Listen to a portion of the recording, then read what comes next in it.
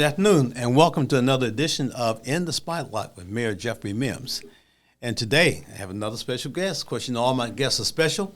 I have Commissioner Christopher Shaw. Good morning. Good morning, Mayor. Thanks for having me today. No, my pleasure, my pleasure. You know, and of course, with these shows, we do a continuous education job as far as the community is concerned. And with this being Monday, a couple of days before the 2025 State of the City speech, in terms of recognizing some of the major things that have happened in 2024 as far as Dayton City is concerned. Sure. Okay. Now, very excited for Wednesday and your State of the City address. I think it's a great opportunity for us to get the message out about the very positive things and significant things that are happening in our community and have happened over this past year. I think it's great, and we need to talk about it. Well, telling people that we're responding, of course, to the title that we've been given as far as Dayton being hot. Yeah. Okay, so Dayton's hot right now. So I know there's some things that are happening that make Dayton hot. More and more economic development, more and more youth development from those perspectives.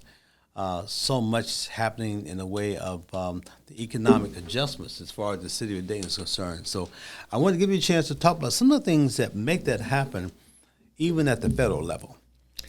Yeah, I appreciate that and setting that up. You know, there's all hands on deck. So across this city, across this organization for sure, but in terms of the region, I think they are appreciating more and more that economic development activity starts with the urban core. Right. And to the extent that our regional partners are recognizing that to a greater and greater extent, it's just beneficial for all of us. Yeah, I hear this phrase, and I think I've used it a lot, that from Springfield to Springboro, all those individuals and the civic leaders, business leaders all coming together, and they recognize that Dayton is such a strong part of that because Dayton is a hub, much like a big wheel.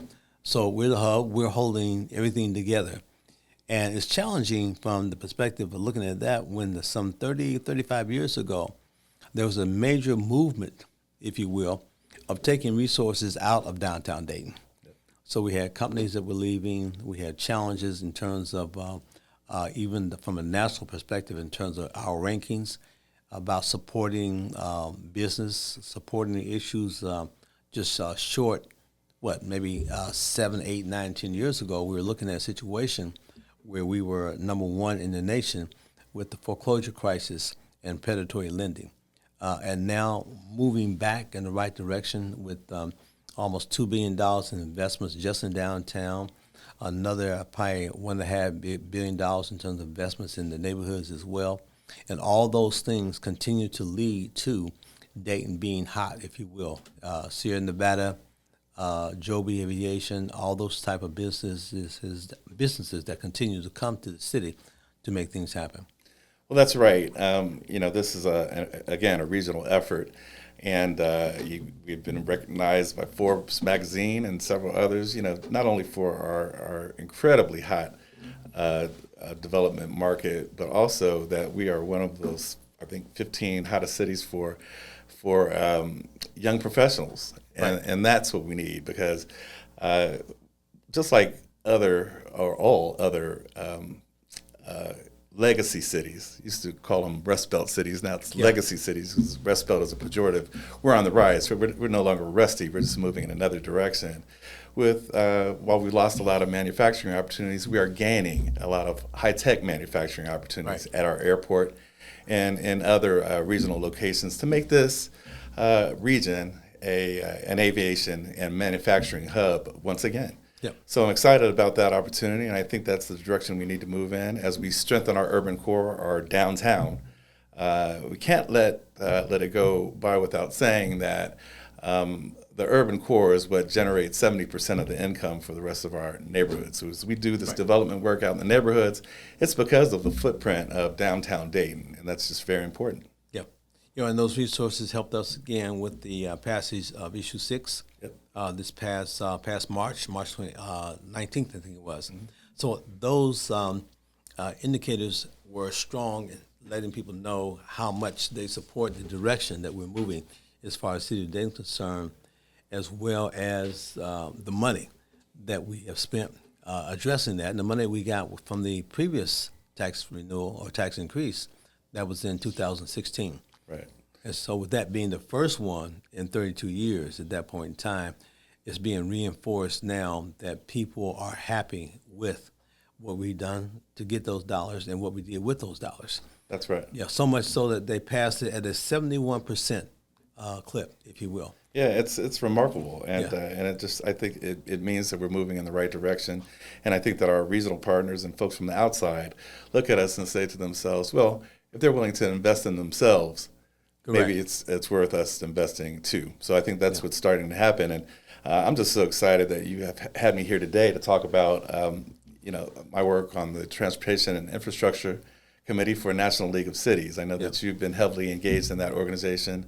Also, I think for me, I started getting involved with NLC in my very first term. Yeah. And it's taken a while, but as I have engaged with the Transportation and Infrastructure Services Committee, I've now been able to move up into leadership, and I'm glad to share with you and the community that I have now been appointed vice chair of this committee. Okay. And Yep. I want to continue to advocate for cities, towns, and villages in the federal space and make sure that we're bringing those opportunities back to our region. Okay, so let's talk about that. So I know you're jumping off in those spaces. So some of the things you're doing, you're also supporting things that happen at the airport because that is helping us to maintain and the what do you call it, the employment, if you will. Yeah. We are at now levels before the whole COVID situation. Right. So we've gone back to moving more and more things happening at the airport. We have more in way of the kind of work that they do in terms of, I won't say entertainment, but how you have the rent-a-cars, how you have other type of advancements that are happening as far as the airport is concerned. So let's talk about some of the kinds of things that you're also getting money for at the federal level. Sure. That's moving us in that So direction. Safer Streets for All, Connecting Communities grants. These are millions of dollars of investment that are coming into our community directly out of my committee. It's an opportunity. You and I spend a lot of time together in Washington, D.C., Correct. lobbying our federal delegation and department heads. I think we spent a lot of time with the Housing and Urban Development, the secretary and her senior staff, but also the Department of Transportation. These dollars are critically important for our community as we rebound. So you've got the FAA dealing with reauthorizing funding for our airport. Right. You've got the Department of Transportation with the grants to maybe reimagine what U.S. Route 35 could become. Also, maybe a bridge over Route 35 for connecting Abbey with the. That'd be the big. library. I know we're working on that for Oh, a sure. bit. I mean, it's a So- very dangerous intersection, and we have to be intentional about going after these resources. Our city staff and our city manager are really excellent at that and doing the outreach. And I view it as my job just to be able to advocate for those kinds of priorities on their behalf. And then we will all go and have different touches with the departments. And, there was a time when I first got on this committee when I had the opportunity to go and speak with the United States Senate, mainly their senior staff, about keeping New Market and historic tax credits. Right. Well, now look at us. We're investing in the Center City building using both of those tools to advance a project that we've been looking at for a very long time. So those are the kinds of activities that we're able to really support. Yeah. So it sort of reminds me of some of my lobbying days with the NEA and the OEA and the school system in terms of working in those spaces as well, letting legislators know directly how these dollars are impacting our city and how those dollars also impact the region in making the quality of life options for our citizens better than they were before we had those conversations. That's right. I mean, there are all kind of opportunities, especially on this committee, for sustainability efforts. And I know Commissioner Joseph spends a lot of time with that, Yeah. as well as you, providing opportunities for electric vehicle charging stations to get those kinds of opportunities out into the community so that we can strengthen our network and make this community a much more sustainable one. It's very important to do that work. The work that we're doing with trying to attract and develop an opportunity for passenger rail, 3CND, connecting the rail corridors from Cincinnati, Columbus, Cleveland, and of course through Dayton, could be a game changer for us. Yeah. So when I hear the 3C and D, of course, I feel the D should be first, but I guess we found the alphabet, so we'll give our bigger cities the first couple legs, if you will.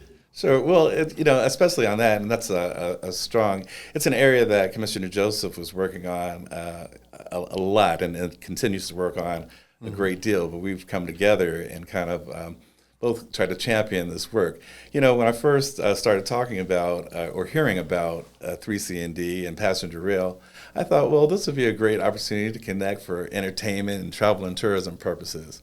Well, no, actually, it's a conversation about workforce development and economic development. There are 57 institutions of higher learning along the proposed route for 3C&D. And so this great workforce development driver is just a necessity, and hope we can keep it in the budget. Yeah. I was going to ask you to talk about it a little bit more in detail, but you did a pretty good job in terms of doing that. So when you start talking about connecting the educational institutions, which we have quite a few of, as far as the city of Dayton is concerned and the state of Ohio, you're also causing more and more transportation options to be more streamlined, if you will, because we've gotten so many outside jobs that are coming to Ohio. Right. And so while at one point in time we were way down the list in terms of that that support, if you will, we had a challenge relative to only ranking 39th with the college graduates staying in Ohio. Okay. So while they were coming into Ohio to go to school, and even some who were already here in Ohio, once they graduated, they were leaving and taking their talent someplace else. Right. With the advent of this movement, if you will, of course, if we were successful with it, so we had people moving all over the state of Ohio for jobs. They can be in their home, and be an hour later they can be almost any place in Ohio to be ready to work, and then subsequently be able to come right back home without having to sit behind a wheel, which makes Ohio safer if they're involved in those spaces and opportunities as well. Absolutely. Well, the one thing that companies tell us when they are making decisions about moving to a community or staying in a community is workforce. Do we have a well-trained, high-skilled workforce? And, it's a question of what comes first, the cart or the horse. And we just know that if we can demonstrate that we have highly qualified workers and have mechanisms where we can tailor training opportunities, then we'll be more successful in attracting businesses. And that's what we're starting to see happen. SNC, Sierra Nevada Corporation, and Joby Aviation, and many, many others. Yeah. Chewy and Honda and Intel. Yeah. But what we have to be thoughtful about is that when these other opportunities come online, what's that going to do to drain our workforce here? And we have to continuously have methods and tools to attract and train up our young people, and not so young people also, to take advantage of these great job opportunities. Yeah, just very briefly on that. I know you've been involved with the air camp programs and sort of working with young people as well, and other type of training programs, apprenticeship programs, et cetera, et cetera. Yep. The aspect of how does that help the investments that we're trying to make in the infrastructure? It means everything. Mainly for the reasons that I said, we have to be able to demonstrate to others outside of this community why we are a good investment.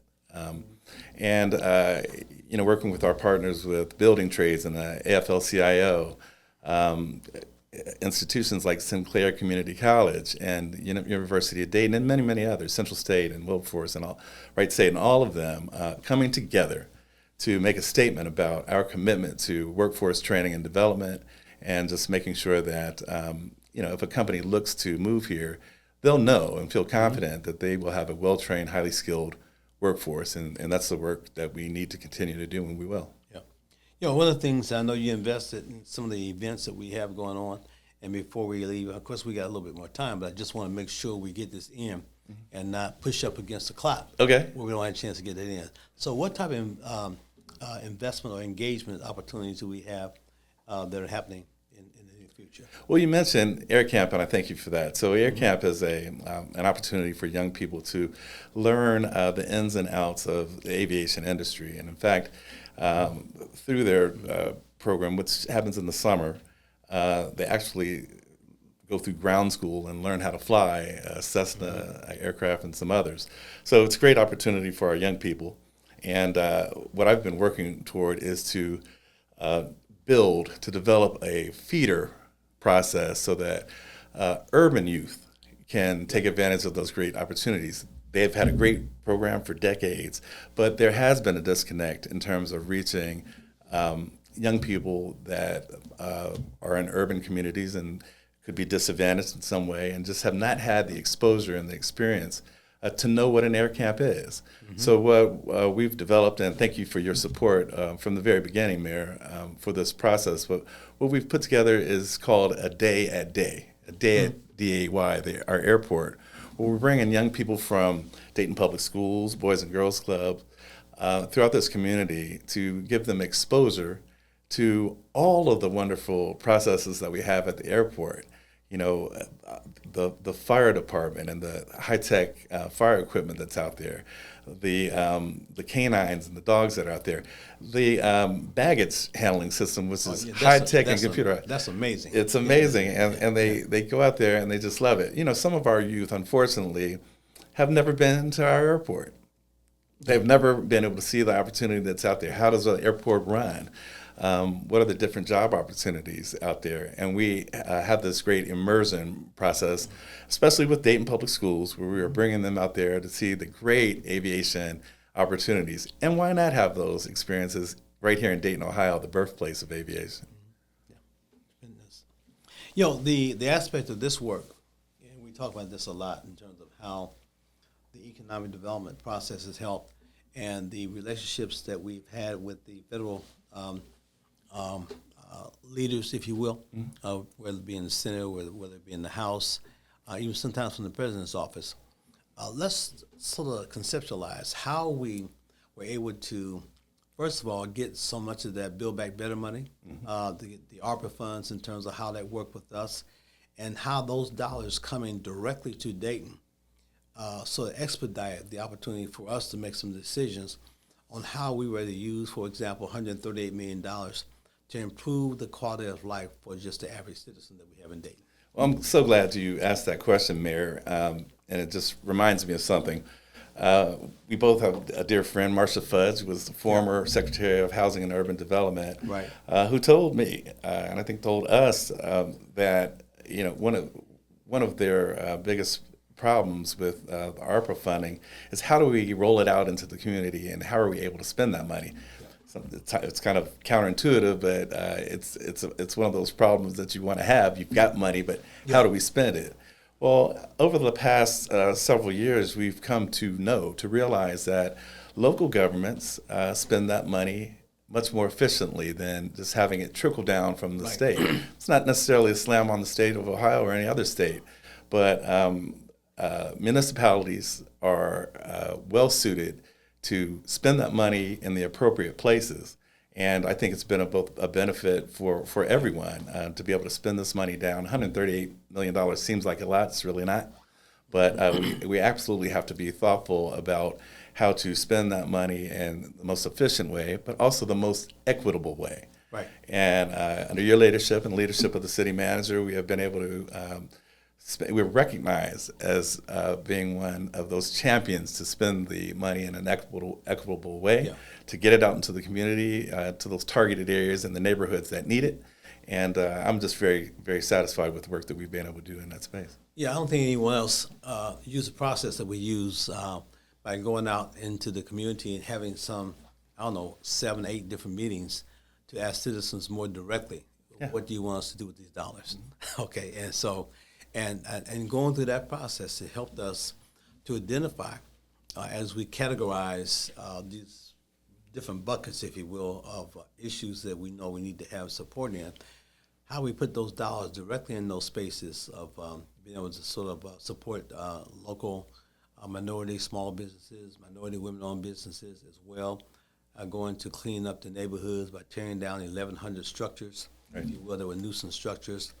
And along the way, continuing the economic development by creating jobs. Right. So talk about from that perspective, what do you think that really meant to this community to see, first of all, have an opportunity to have some serious input, if you will, on those dollars, and then to actually see so many of the kinds of things happening based upon that?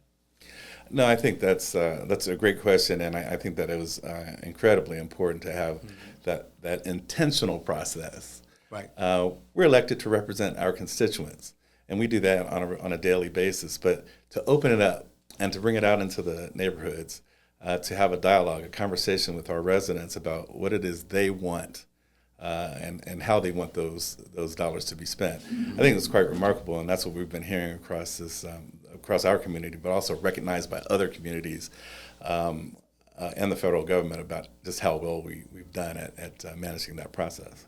So a lot of that was done in relationship to the partnerships that we had with some of our fellow legislators, Sure.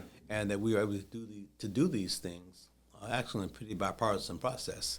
So of course, Congressman Turner, Sherrod Brown, of course, even our neighbor, our favorite daughter, if we will, Congressman Joyce Beatty, Absolutely. from Dayton, even though she represents Columbus officially, but she never lets Dayton slip out of her grasp and trying to find ways of supporting us. No, that's absolutely right. She has been a treasurer and continues to be so. And I know that Congressman Turner and she worked together often to bring forward the priorities for our entire state, and especially Southwest and Central Ohio, as we work together to bring more economic opportunities to our communities.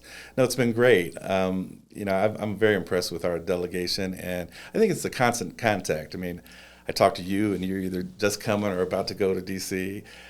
These are not just vacations. It's about going and doing some significant work with our delegation and making sure that this region is at the forefront when they are talking about dollars and opportunities. So we just stay out in front of it, and we've got great partnerships around here. Our community is known for our collaboration, and that's what we've been doing. I remember traveling years ago with our partners with the building trades and AFL-CIO to bring back Federal Department of Labor dollars and AFL-CIO national dollars to stand up an apprenticeship program in our community, where we're being intentional about reaching out to urban youth, men and women, that can get into these programs and change their lives, the lives of their family, the lives of their neighborhood, and at the end of the day, the lives of our folks in our community at large, to take advantage of these opportunities that can make one, $75,000, $100,000 right out of out the gate. Yeah. So what better way? Not everybody is interested in going to college right away, and through these apprenticeship programs, you can get some college credit with absolutely zero debt. Right. So it's just a remarkable opportunity to help our citizens take advantage of it. I know you and I were at one of the graduation ceremonies for the International Brotherhood of Electrical Workers. Yep. And understand that those young people started off at after graduating from high school, they started off at I think $20 an hour, working and learning at the same time, and they gradually moved up to $33 an hour upon graduation. And again, you're looking at the fact that, like you mentioned, so now you got a $80,000 job, a total $100,000 package, including your whole healthcare benefits program, and you have zero college debt, and you're a journeyman, job for life. How's that sound? Sounds great. Not only that, near and dear to my heart is kind of small businesses. As you know, I'm a small business owner myself, and I just realize, understand, and appreciate that small business is what drives our recovery here in Dayton, but also across our state and across our country. So you become an apprentice, and then a journeyman, and you're in your craft and learning new and sharpening your skills. But then you can become a business owner and employ your family and your friends and your neighbors. And that's how we grow our economy here in Dayton. Okay. So your business is more than 100 years old. 115 years old. 115 years old. Now, you haven't been there the whole 115. No, not all of that. but truly, a great investment in this community. Yeah, well, we've been intentional. Years ago, my great-grandparents got off a train here in Dayton, and they were tailors on a train, Pullman porters. And my grandfather decided to set up shop here and then brought his family to Dayton.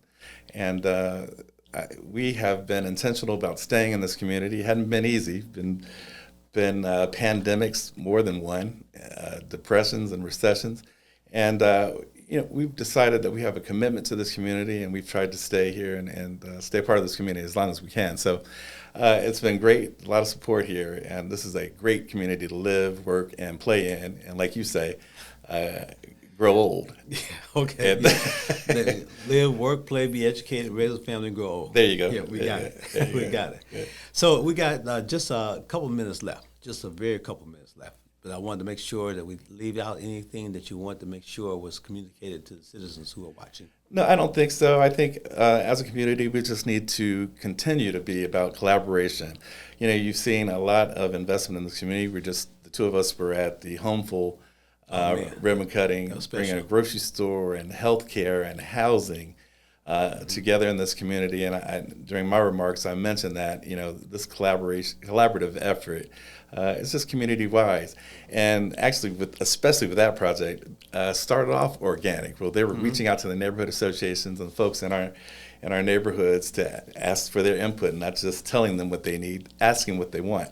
And it's that kind of thought process that's going to make us be the state-of-the-art legacy city that we're meant to be. Okay.